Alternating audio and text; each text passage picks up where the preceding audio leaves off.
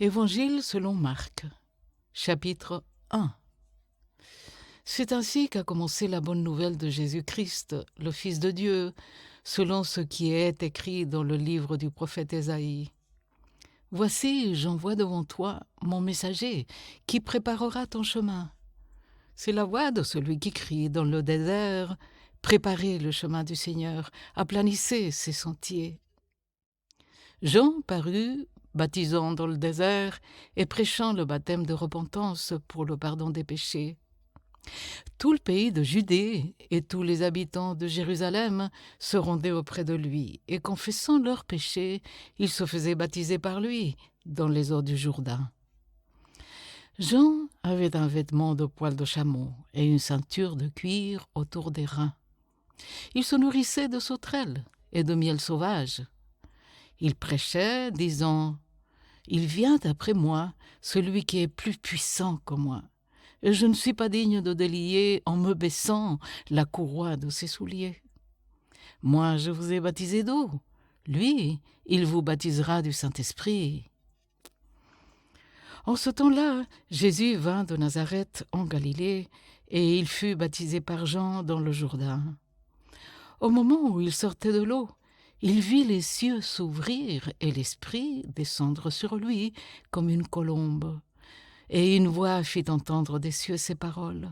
« Tu es mon Fils bien-aimé, en toi j'ai mis toute mon affection. » Aussitôt l'Esprit poussa Jésus dans le désert, où il passa 40 jours tenté par Satan.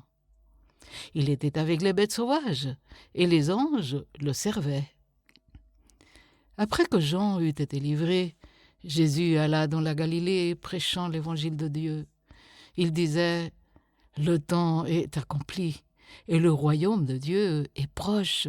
Repentez-vous et croyez à la bonne nouvelle. » Comme il passait le long de la mer de Galilée, il vit Simon et André, frères de Simon, qui jetaient un filet dans la mer, car ils étaient pêcheurs.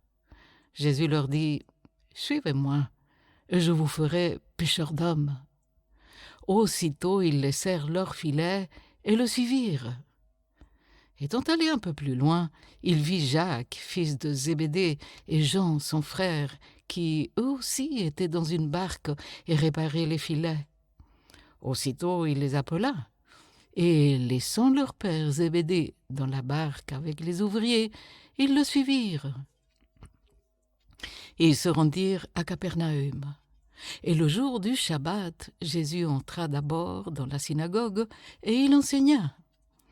Ils étaient frappés de sa doctrine, car il enseignait comme ayant autorité, et non pas comme les scribes. Il se trouva dans leur synagogue un homme qui avait un esprit impur, et qui s'écria « Qu'y a-t-il entre nous et toi, Jésus de Nazareth? Tu es venu pour nous perdre. Je sais qui tu es, le Saint de Dieu. » Jésus le menaça, disant « Tais-toi et sors de cet homme. » Et l'esprit impur sortit de cet homme en l'agitant avec violence et en poussant un grand cri.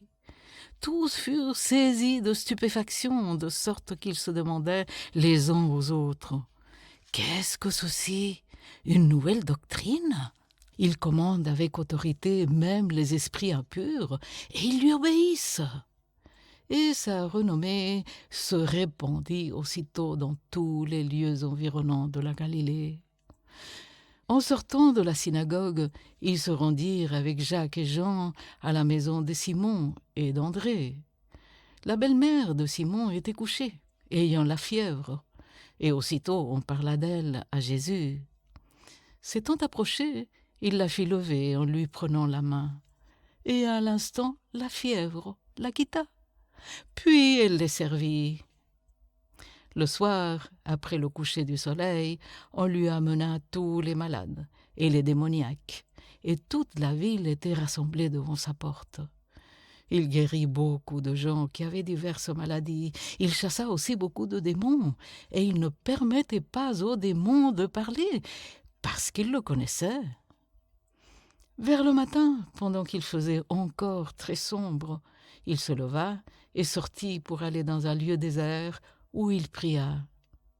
Simon et ceux qui étaient avec lui se mirent à sa recherche, et quand ils l'eurent trouvé, ils lui dirent « Tous te cherchent !» Il leur répondit « Allons ailleurs, dans les bourgades voisines, afin que j'y prêche aussi, car c'est pour cela que je suis venu. » Et il alla prêcher dans les synagogues, partout de la Galilée, et il chassa les démons.